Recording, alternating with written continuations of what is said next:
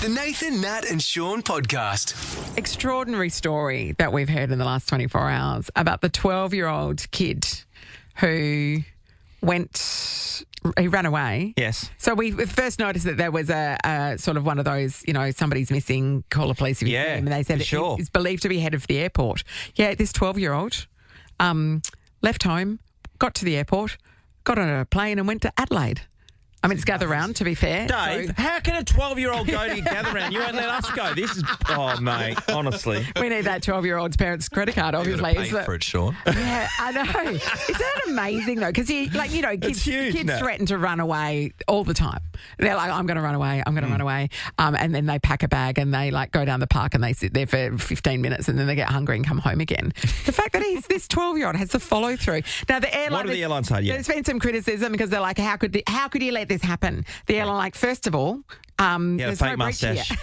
And the kids only have to be 12 to fly with that airline. So as an independent person, so there was no requirement for anybody to do any checks on it. And also, maybe if he looks slightly older, who's going to question it? No, that 100%. Because you don't have to provide any. You check in at a kiosk. Yep. If he's got carry-on, he's not even checking a bag. Yep. You just had a Spider-Man lunchbox and... he's wearing a school uniform. Exactly. But he was going to see a relative over in apparently Adelaide. there was a relative in Adelaide, so he was on his way there. I don't know.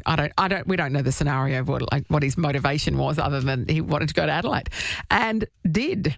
That's amazing follow-through, isn't it? It's great because we don't have follow-through. But for kids in particular, at some stage, everybody wants to run away. They have it's the storm out, I'm going somewhere. Yeah. I've got bigger things ahead. I've got to leave this family behind. That's right. You're holding me back. Yeah. It's like, you're 7, dude. What are you doing? And I love that some parents are like, okay, I'll help you pack a bag.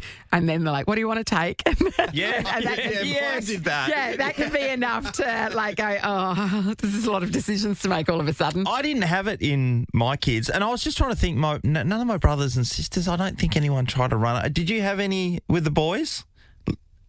Your brothers trying to leave home? Shaun, we lived 40 k's out of town. It's not a bus coming past, you know what I mean? The only bus that came past was the school bus and you got on it and you went to school. So there was no opportunity, really. The nearest neighbour was 5 k's away. So you couldn't it wasn't even practical to do that. I mean, I suppose if we really wanted to, we had access to vehicles and things, but I don't know, you're not going to drive a farm vehicle all the way into town. So we didn't. It wasn't an option. Just wasn't an option. What about you? you? Did you try and run away, Dave? I remember I did it a few times. I was a bit of a drama queen. Yeah. Wait, what? No, you can't pick it either. But yeah, it's always the case. You get around the corner and you're like, oh, they're not coming. I'm going to... Exactly. I better go back. Starving.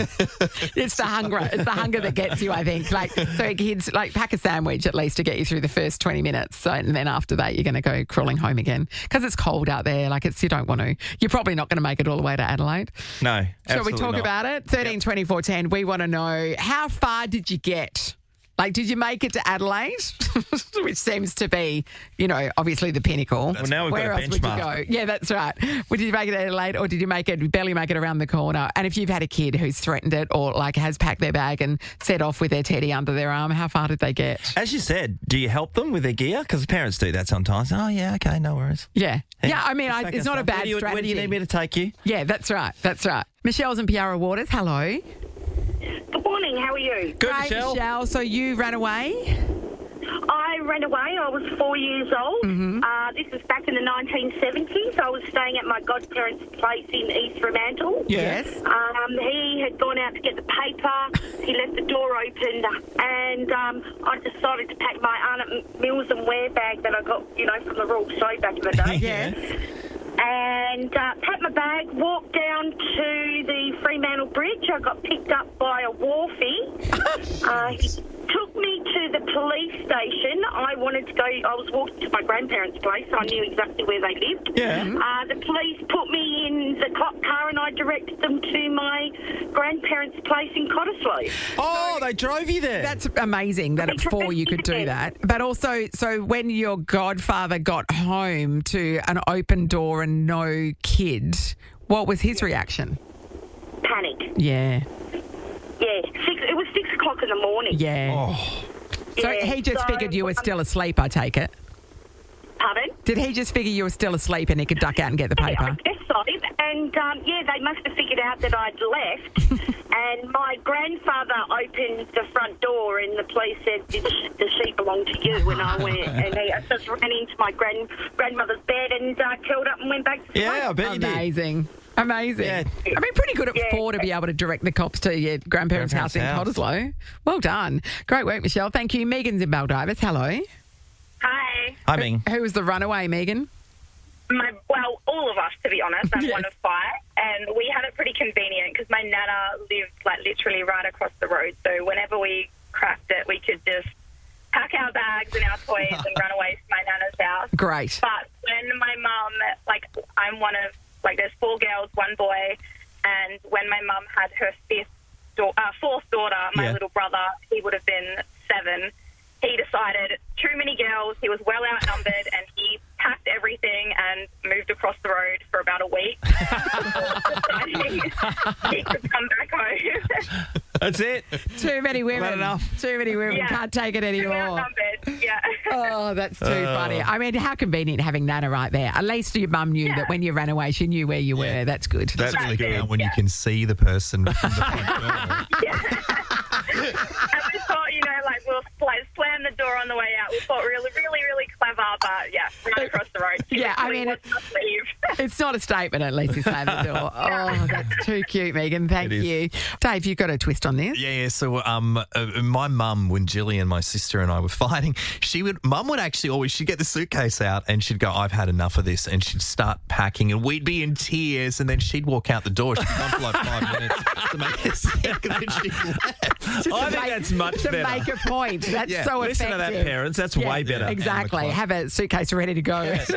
You're not going anywhere. I'm What do leaving. the preppers call it? You go bag. I go back, yeah. Lisa's in Canning Vale. Hello. Hi, how are you? Good, Great, Lise. Lise. Okay, how far did the runaway get? What happened? So I lived in Narrogin at the time. I was a teenager back in the 80s, Yes. and I made it to Perth. Oh, fair Okay, effort. How? Talk us through the process. So I went to school, met up with one of my best friends, and then we caught a bus. We caught the bus, the old Greyhound, Yeah. Yes. and we made it to Perth. So you needed money for the ticket for that, obviously. So, I worked part-time on the weekends because she wanted to hitchhike. Oh, God. Okay, so at least that didn't happen, yes. Thank God you had a job. So I had money, so we caught the bus. Yeah. Now, your parents must have been terrified when, of course, so they wouldn't have known until you didn't come home from school, right? That's correct. So it did take them a little while to realise what had happened. But what did you do when you got to Perth? So we were catching trains and we were looking for her sister. And Looking for her sister. We were just running amok because her sister lived in Perth. Yeah. Yes. And that was our plan, was to go to her place. Did you know where she lived? Yeah, My friend did. We were 15 at the time. Okay. Yes. Yeah. So, we went looking. We found her sister and we were wandering around Perth with them, and then got to the early evenings, and then I started to get scared. Yes. So I rang home, and my uncle came and picked me up that Oh, night. so your uncle had to get in the car and drive the 2 hours from Narrogin to pick you up? No. He lived in Perth. He lived in Perth. Yeah. So he picked me up, and I stayed the night at his place, and he put me back on the bus the next morning. How are your parents? Were they livid? How long was the grounding? So angry. It was my birthday, was the day I got back. Oh. And my mum literally threw the presents at me. Oh, she gave them to you, but angrily. Yeah. Way to teach you a lesson.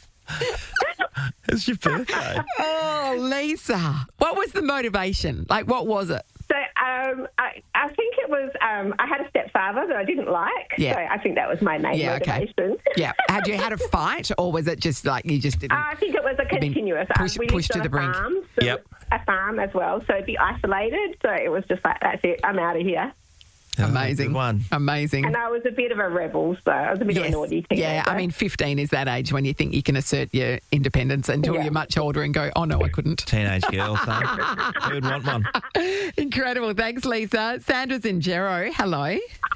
How you going? Good, Sandra. Good, Sandra. Who was the runaway and how far did they get? My brother, he was about 4 and he got told no by Mum.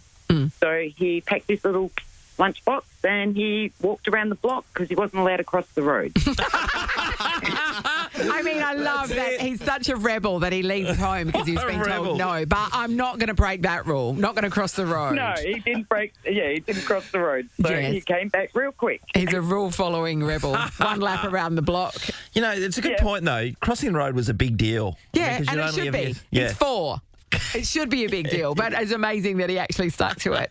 Incredible. I love that. And it seems to be, what I'm taking away from this, is that 4 is a critical age for when they want to leave home, and 15. It's too. If they're 7 or 8, it's going to be fine. But any age other than 4 and 15 are the danger points. This is the Nathan, Nat and Shaun podcast. Looking for something to do this weekend. There's nothing quite like looking through someone else's house. Is there? And checking the Yeah. garden out, more important.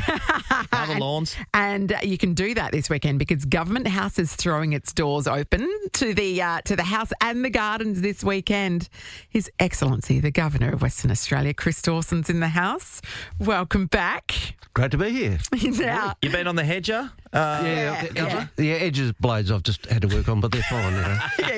I mean, it's hard enough when you're having a few people around. You do have to spruce the place up a bit. You do. And also, Yeah, so- this is me before I host book club, when there's like 8 other women coming to my house and I have to like hide everything I know. that I don't want people to see. But also then, you know, the place is sparkling. Is that what's been going on this week? Yeah, I got a bit of help, fortunately, because it is Can you send them round to my house in August? That'd be terrific.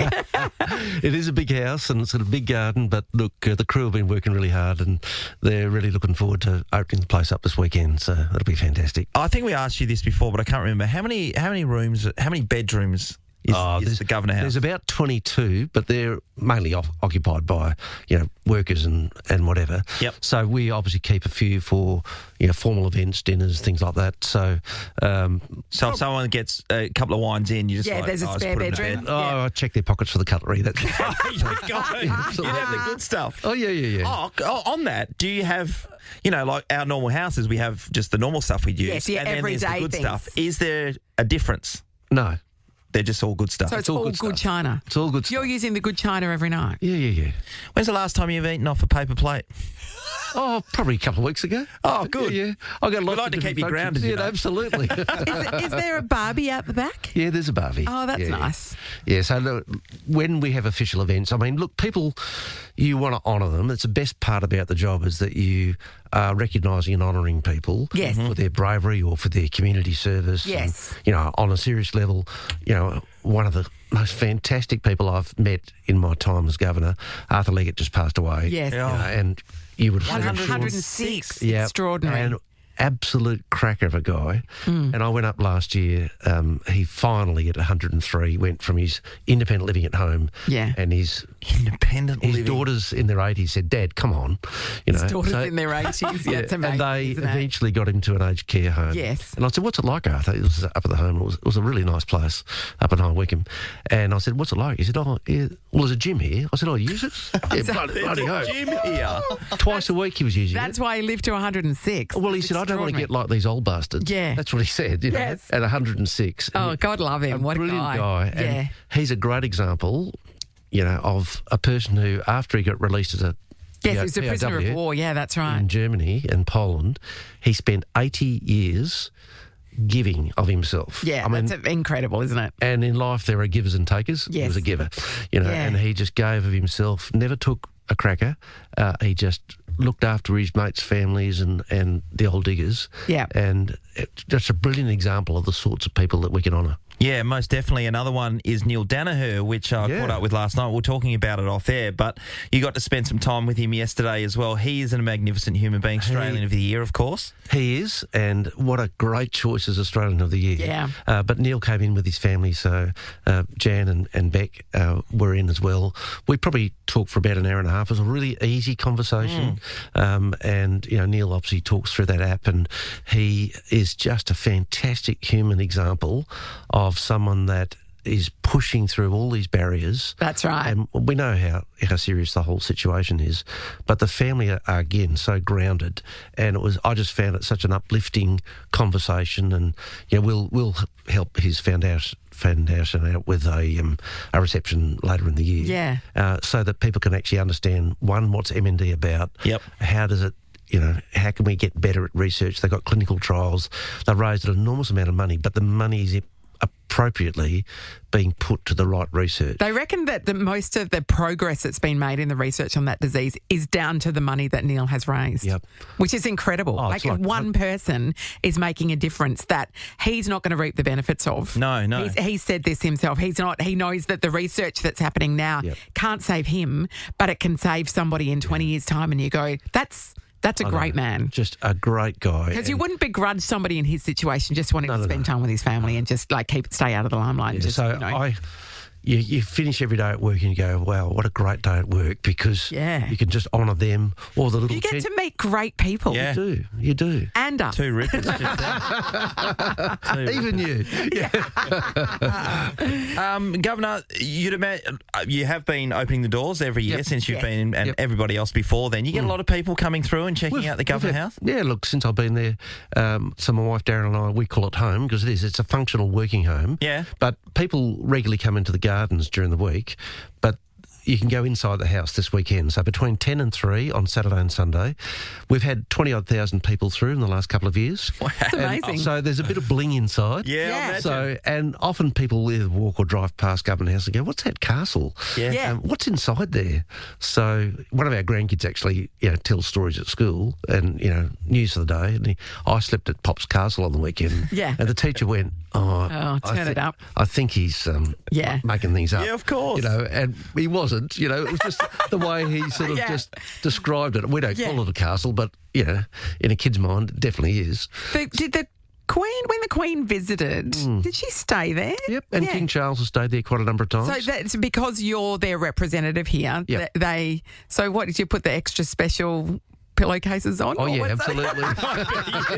Is there a separate set of stuff that's just for royalty? Yeah. Do they get No, literally it's our the staff. royal treatment? Our staff, but they're used to giving the royal treatment. So we've had probably over the years about 15 or 16 royal visits. So that's something which, we'd obviously love to welcome King Charles of course. back here. But he's, as a Prince of Wales, he's been to WA and stayed there probably about 6 times. Yeah. Yeah. That's amazing. It is, isn't it? When you first moved in as part of your job, what did you feel? How long did it take you to feel comfortable? What did you move from? What were you living in I before still that? haven't. Oh, just our normal home. Yeah, just normal suburban home. 4x2. It was a bit of pinch me. What in the hell am I doing here?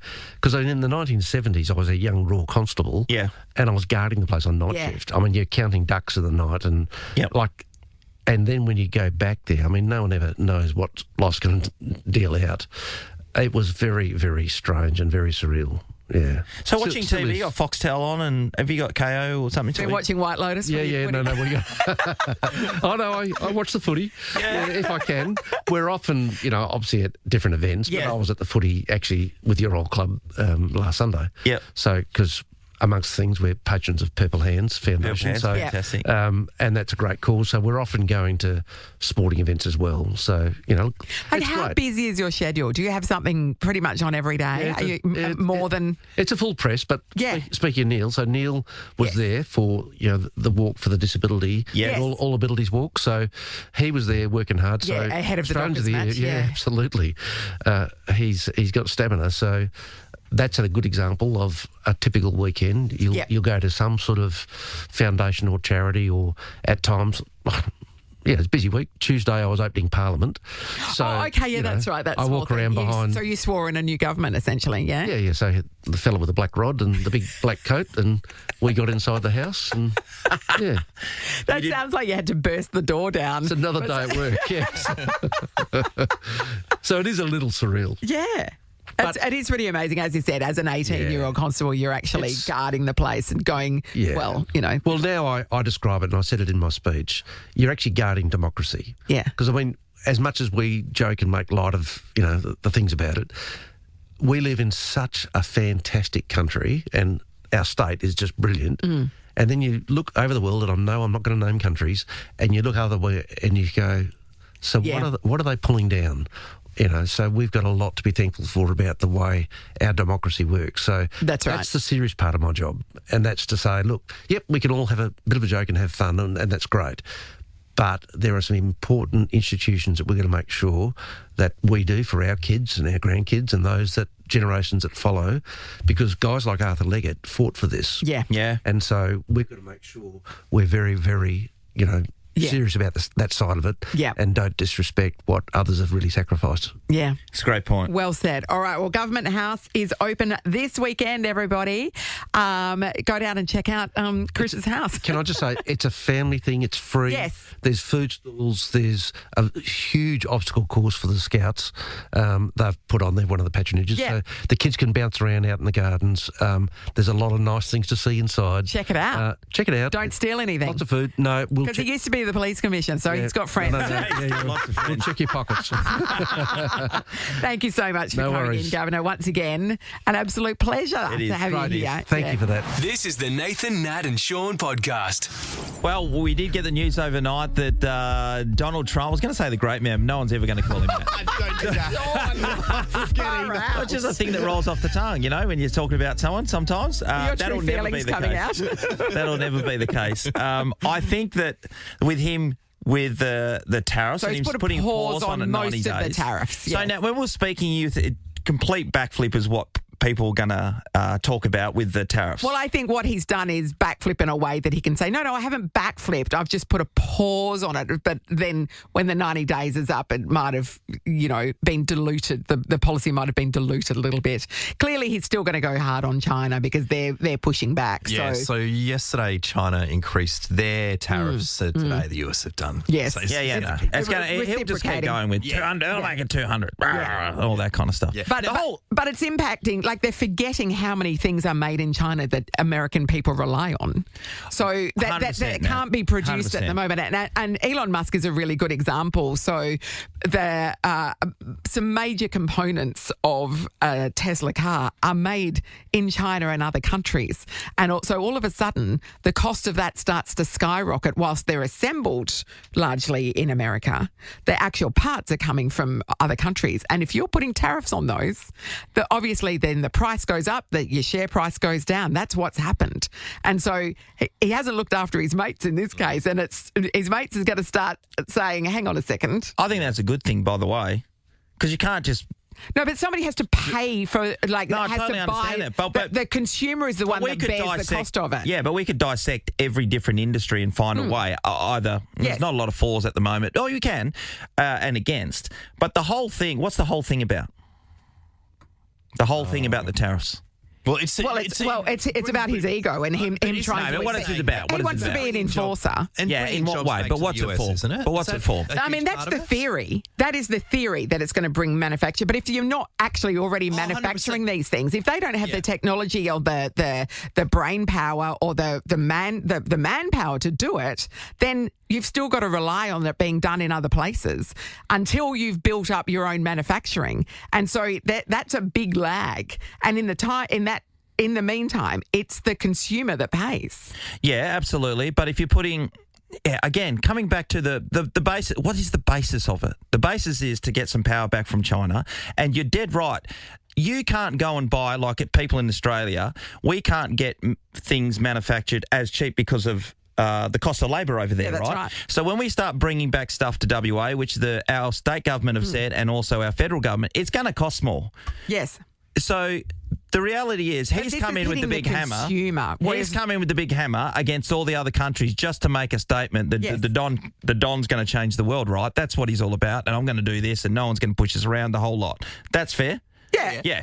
So getting back to it, what he clearly is doing it wrong because we need to get China is dominating the world, and that can't continue to happen because we're all reliant on them. Right? Yes. That's fair. It's not only China, by the way, because he's imposed tariffs on, there was a massive one on Vietnam. Yeah. Now, Vietnam, the clothing, textile, luggage and shoe industry in that country that's where everything is made. So if you want to buy a pair of Nike shoes in America, There's now, he put a 46% tariff on it. Yeah. And all of a sudden, everybody that's buying a pair of shoes is like, hang on, it's costing me way more. Oh, no, we can break down. We can break down all the individual businesses. No, but this is what I'm saying. It's not just about China. Well, if that's China, it, then apply it to China and not anyone else. China owns all this stuff in all the other countries. Yeah. Okay, so it's a major play against them. The other part to that is, whilst he's done this as an overall thing, which is completely wrong, the idea of the world having an free trade and sticking to what they're best at, right? So in Australia, what are we best at? We can provide gas to the rest of the world and iron ore, right? Yep. But apart from that, what we should be concentrating on is renewables to a big degree because we've got the sun. Yeah, that's right. Over in China, because of their labour conditions, and they've got the mass population, being able to make the shoes and all that would be a really good thing, and they can stick to that thing. The US can do their oil and all that, but it's all got to the point where someone's got too powerful, so that's where he's coming. Well, my opinion is that he's coming with the big hammer, which is not going to work. Yeah. No, well, it hasn't. I mean, look what it's done. It's just about plunged the whole world into a recession. Yeah, the really interesting thing is that it's 7 o'clock. It's a recession when it's a recession. 7 o'clock this morning, the stock market here opens. Yes. And in the US, they just had one of the biggest days in the history of the stock market. It's a roller coaster ride based on what he says. Yes, whereas last week they had their 95th worst day of all time since the stock market started. And that includes like the Wall Street crash of 1929 when that was a dire situation. Yeah, but it happens every 4 years and no one loses money until they lose money. It's paper money until you sell it.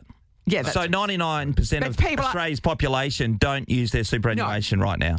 No, that's right. But if you're on the brink of retiring and and I know people that are in this situation. Yeah, I know, but we're not going, it's going to affect 1%, Yeah. It doesn't.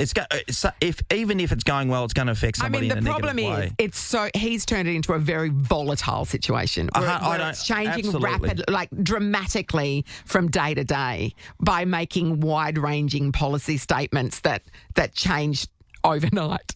Yeah. So that is a volatile situation for anyone to be in. I think we're wasting our time talking about it so much, and I know he's just cannon fodder for media outlets and it's pretty significant the stuff he's doing though. It is pretty significant. Yeah, it is, but if we keep getting caught up on it on a daily basis, which I reckon most of us do, every conversation seems about that. It's not really affecting us day to day, and it's just not. Well, it's not affecting the way you go about your life on a day-to-day basis. It's just that's not. true. But nor is anything that any government does. If he wasn't around, we wouldn't be watching the news. Yeah, but if he wasn't around, this wouldn't be happening. That's 100% right. All right, we done? I think we're done. Nathan, Nat and Shaun is a Nova podcast. For more great comedy shows like this, head to novapodcasts.com.au. Nova.